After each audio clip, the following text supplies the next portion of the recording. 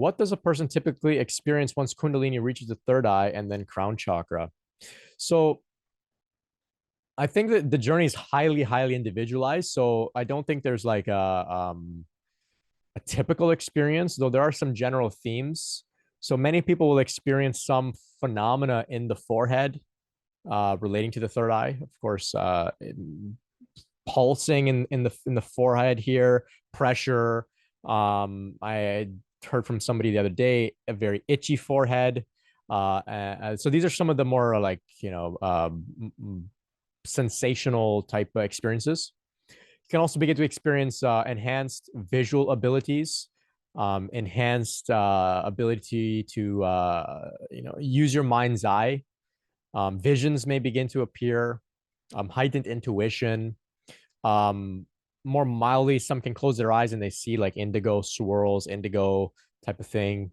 The other day, I quite literally saw the symbol of the third eye, which is like two petals. I saw that. These types of things that can begin to happen. Um, More interestingly, you can begin to see quite literally like the particles dancing in the world, like the particles of Shakti radiating in the world, emptiness. You can begin to perceive this with your eyes, with your third eye. For some, they can also begin to have some sort of psychic phenomena, paranormal phenomena, seeing auras around individuals, recall into past lives of themselves, past lives of others, future lives, the future of others, seeing deities, sometimes seeing dead people, seeing spirit guides, seeing these sorts of things with the third eye. These things can happen. Overall, like all of these things can come and go as well, and not everybody has to experience them. You can also feel like some interesting energetic phenomena in the brain as the energy moves from the third eye up and down the spinal column. So once it makes its way to the third eye, then there are some nadis towards the crown chakra. Now, there's multiple ways that Kundalini can make it from the third eye to the crown. Once she makes it to the third eye, often there's actually an upper third eye, upper Ajna chakra, and lower third eye. So from the upper Ajna chakra, there are multiple pathways where the energy in its own pace will make its way to the crown chakra. Now, you may at this point begin to receive, say, inner guidance. You hear quite literally the voice of, you could say, God, or the voice of your guides supporting you. Interesting things like that can happen. Not for everybody. It depends on everyone's awakening process. But from there, she'll eventually make her way up to the crown. Now, when she makes her way to the crown, that's where there's this connection with the divine. There's this realization of the absolute, of divinity, of source, of oneness. It can be very transcendent experiences, very meditative as well. So there's interesting things that can happen there. I invite you to check out the work of Joan Harrigan, Patanjali Kundalini Yoga Care. She's got a couple really good books. Kundalini Vidya is one of them that really breaks down some of the details of what we can, take note of as the energy reaches these higher energy centers here. So Sherry's asking here, what are some of the head symptoms, and does this mean that it is working in the third eye and the crown? Can you talk more about the head sensations that you have heard people mention in your work? Yeah, so I can speak a little bit more. So some may experience like tingling on the scalp, tingling, ants crawling. You may also have visions depicting what's going on in the third eye, for example. So when the third eye opens, this is the center where we can actually envision the chakras in our body, the energetic pathways in our body. So we can look within it. We can actually see what's going on at times. So one example for me is I quite literally saw a cobra coiled 3.5 times at the base of my spine. I saw it get uncoiled, move up my spinal column, and come out of my third eye as this huge cobra with the hood. So I perceived that. And of course, I mean, it's showing you, the third eye is, is becoming opened. As well, I had another vision depicting this type of phenomena where there was the third eye here, and it was actually like a door. It was a round door, kind of like a Hobbit house door or whatever. I've never really watched Lord of the Rings, but anyway, there's like a round door, and that door opened, and this guy Brent walked out, and as he walked out of this door in my third eye, he completely dissolved. So that was an interesting vision. Um, the crown, there was an experience I had where um, there was a huge white disc above my head, a white disc, and that disc was spinning, and eventually that disc opened up, and it was a lotus, and the lotus then lowered onto the top of my head, and so then I could perceive this lotus, thousand petal lotus, you could see at the crown chakra. So these are some of the visionary type experiences that you can have as these sort of higher chakras become activated. Now, like I was sharing earlier, we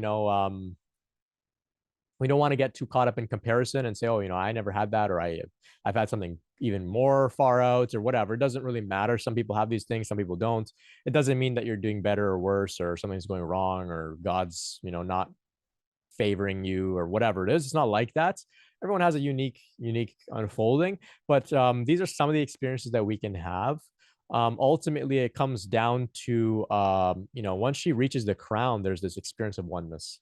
There's the experience of transcendentalism, of unity with the divine, unity with the absolute, with consciousness, deep meditative states. And then the work is then to integrate those meditative states into our lives as human beings. So the aim isn't to have a vision of a lotus on your head. The aim is to live out in a state of oneness.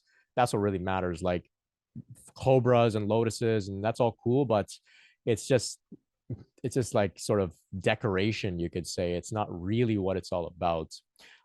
Some also say that each of the petals of this lotus, at the thousand petal lotus on the crown, each of them is associated with a particular skill or ability, or a gift, you could say. So sometimes individual petals get activated, and they can trigger certain skills, gifts, psychic abilities, healing abilities, all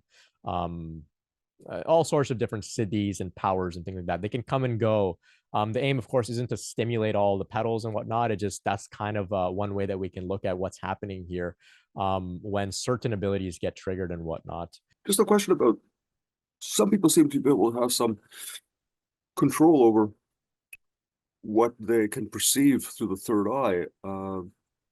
I never have. I've always just let it go and never really tried. But I wonder, is there a way of doing that without getting the ego entangled in it? Like, let's look for the lottery numbers or something like that. You know what I mean? Yeah, so I think it's twofold. So like, say the third eye, you can boil it down to, the third eye is just it's enhanced visual abilities, you could say. And so those visual abilities can be used to do some really deep healing work, like reliving prior memories in great detail to reprocess them, reprocessing trauma, for example. Also, the ability to envision, maybe some things in the future as well, for say to get you aligned with your goal, with your purpose, with your mission, for example. The interesting thing about these powers and these sort of gifts, these siddhis, is that once you get them, there's typically a maturity that comes along with them, where you don't care. Like, you're not really inclined to like do like anything super, like superhero with them. It's just like you just get this maturity alongside that just says, yeah, okay, anyway. And so that's kind of what protects you from, um, you know, in some regard, like misusing it, or using it for some like sort of mundane reason, like whatever. But it can also come and go. So sometimes we get glimpses, and then it disappears because we're not able to energetically maintain that degree of prana in the third eye without like frying our nervous system. But also, we're not able to like use those skills in a way without getting ego involved at this time. So maybe we have to do a little bit more processing and minimization of our tendencies to maybe want to abuse some of these gifts and abilities and whatnot. But generally speaking, the third eye, what I've found is that once the third eye becomes open and activated, it can be used to enhance your own visual abilities with your will. Like you can remember things and visualize, but then it can also be taken over by the Shakti to show you things that you need to be shown. So it's kind of twofold like that. So, well, I know you mentioned like the lottery, for example.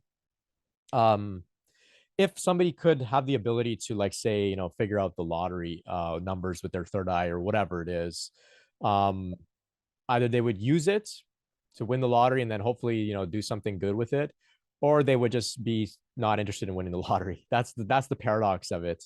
It's like you get these gifts, these abilities, but you also don't have the the egoic motivations to use them for things that aren't really for service. That's what I found, but that's a generalization because, for the record here, there are people with great abilities that, quite frankly, are abusive. I mean, they're cult leaders and they take advantage of people and they're all sorts of things. So it's not like a black and white generalization here. It gets nuanced, but for the most part, one can hope that the more that we minimize our own egoic tendencies, combined with going through our Kundalini process, that yes, some of these abilities and things may come and go as needed for service. So I hope that helps. Yes, it does. Thank you very much. Oh, you're welcome.